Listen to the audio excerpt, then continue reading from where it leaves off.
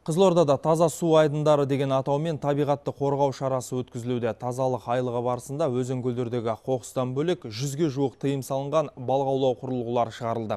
Сәуір мен маусым аралығы Сырдария өзені және Арал теңізіндегі балықтардың уылдырық шашу мерзімі. Осы мезгілде балық қорғаумен қатар су айдындарын қоқыстан тазартудың қоршаған ортаға тигізер пайдасы зор дейді табиғат қорғаушылары. Облыстық табиғи ресурстар басқармасы мен балық шаруашылығы инспекциясының бірлескен бастамасына Жасыл ел жасағы мен ихтиология мамандығының студенттері де үн қосты.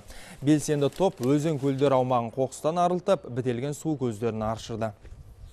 Жергілікті маңызы бар 176 үлкенді кішілі көлдеріміз бар, су айдындар бар.